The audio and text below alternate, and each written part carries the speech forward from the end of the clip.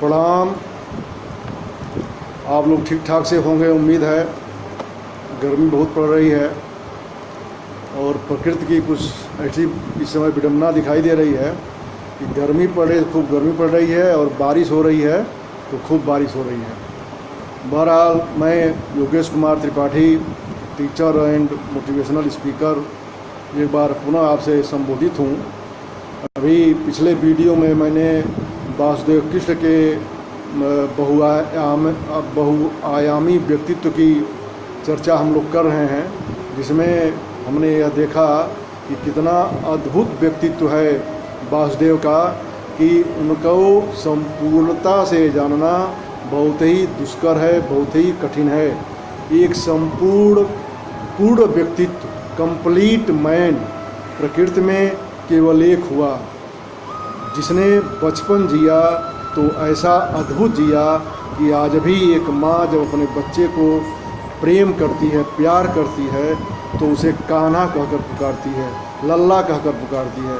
जिसने जब भी अपनी जवानी जी ऐसी जी कि आज भी नौजवान लड़कों को लोग यही कहते हैं कि क्या कृष्ण कन्हैया बने हुए घूम रहे हो।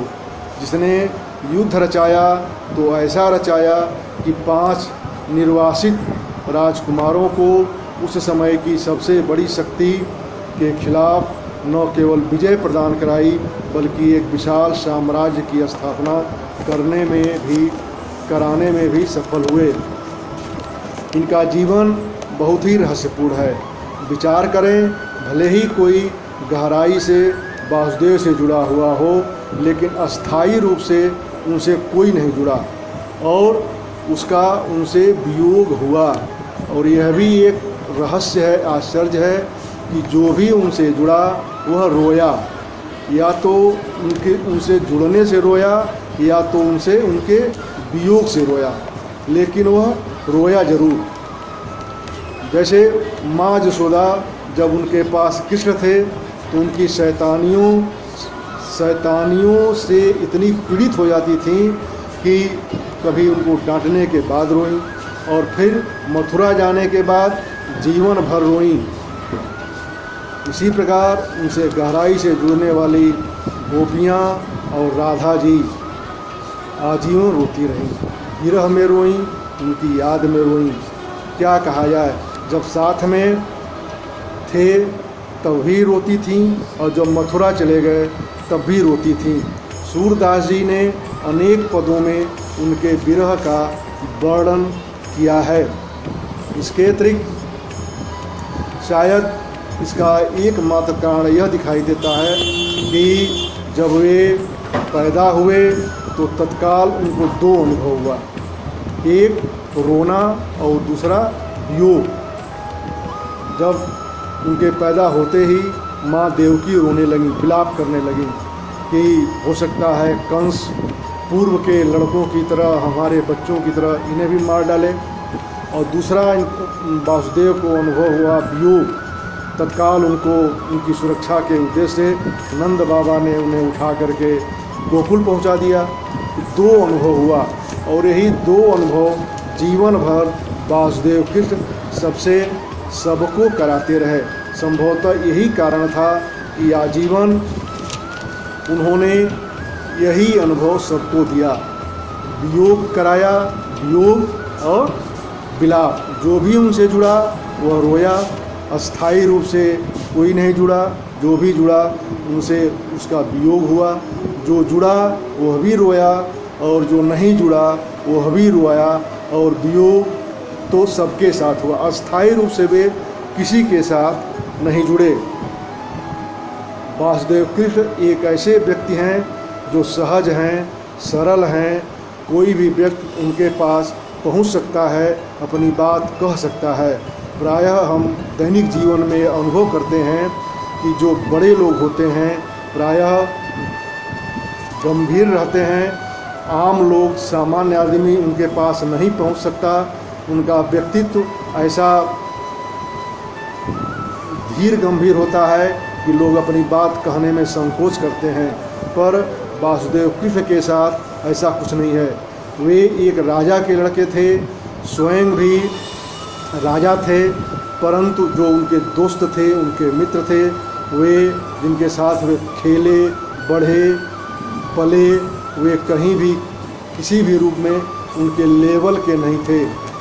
वह समाज के आम लोग थे, फिर भी वासुदेव कृष्ण उनके साथ सहज रहते थे और वे वासुदेव कृष्ण के साथ सहज रहते थे। भगवान कृष्ण के जीवन में दो चीज़ सर्वाधिक महत्वपूर्ण है, एक बांसुरी अर्थात संगीत और नृत्य। पहली चीज़ बांसुरी अर्थात संगीत और दूसरा नृत्य। इसके अलावा वे सदैव मुस्कुराते रहते थे, प्रत्येक परिस्थिति में मुस्कुराते रहते थे। उनके अधरों पर मुस्कुराहट बनी रहती थी। अर्थात यदि व्यक्ति के जीवन में हंसना और नाचना अर्थात खुश रहना आ जाए तो सभी समस्याओं का समाधान हो सकता है। उनके हाथ की बांसुरी भी बहुत बड़ा संदेश देती है। हम जानते हैं कि बांसुरी बांस अर्थात लकड़ी की बनी होती है। इतने बड़े व्यक्ति होने के बाद भी यदि वे उस समय के मूल्य के हिसाब से 2 पैसे की बांसुरी में खुश रह सकते थे तो हमारे लिए वह बहुत बड़ा संदेश देती है। इसके अतिरिक्त हम देखते हैं बांसुरी में गड्ढे बने होते हैं। जो व्यक्ति उन गड्ढों को साध करके बांसुरी से ध्वनि निकालने में सफल हो जाता है तो तभी वह संगीत मधुर आती है, सुमधुर आती है, श्रवणीय होती है, सुनने लायक होती है। वैसे ही यदि हम जीवन के विभिन्न परेशानियों, दिक्कतों रूपी गड्ढे को सहज मान करके अपने जीवन को के संघर्ष पथ पर आगे बढ़ने में सफल हो जाते हैं तो हमारे जीवन से भी मधुर संगीत निकलने लगती है। यह उनकी बांसुरी का बहुत बड़ा संदेश है। उनका रंग माना जाता है सांवला था। वासुदेव का रंग ऐसा माना जाता था कि सांवला था। जो तस्वीर हम देखते हैं उसमें वे नीले रंग के दिखाई देते हैं।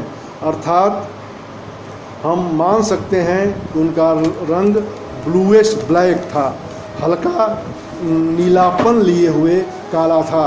उनके इस रंग में भी बहुत बड़ा संदेश छिपा हुआ है।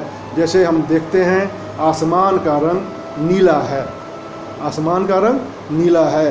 अर्थात वासुदेव कृष्ण आसमान की तरह अनंत थे, आदि थे और बहुत व्यापक व्यक्तित्व लिए हुए थे जिसमें पूरा ब्रह्मांड समाया हुआ है। इसके अलावा हम देखते हैं समुद्र का रंग भी नीला ही दिखाई देता है। जो वह आकाश के रंग की प्रतिछाया के कारण वह भी नीला दिखाई देता है। जितने ही गहरे हम उतरते जाएं उसका नीलापन उतना ही बढ़ता जाता है। अर्थात वासुदेव कृष्ण समुद्र की तरह गहरे थे। उनका व्यक्तित्व जहाँ आकाश की तरह अनंत था वहीं समुद्र की तरह गहरा था, अकथ अगाध था। ऐसे थे वासुदेव कृष्ण। अभी इस संदर्भ में बहुत सी बातें हैं, इसे हम अगले वीडियो में पुनः जानने की कोशिश करेंगे। मुझे उम्मीद है कि आपको यह रुचिकर लग रहा होगा। आपसे आग्रह है कि यदि आप इस चैनल को सब्सक्राइब न किए हों तो सब्सक्राइब बटन दबा दीजिए, लाइक आइकन बटन दबा दीजिए, जिससे मैं जो भी वीडियो भेजता हूं आपको सहज रूप से प्राप्त हो सके। और अगर अपनी प्रतिक्रिया से भी आप मुझे अवगत करा सकते हैं जो मेरे लिए एक अमूल्य उपहार होगी, जिससे मैं अपने में उसको सुधार करने के लिए मेरा मार्ग प्रशस्त हो सके। मेरे सबसे बड़े मार्गदर्शक आप ही लोग हैं। उम्मीद है कि आप लोग ठीक ठाक रहेंगे। प्रणाम।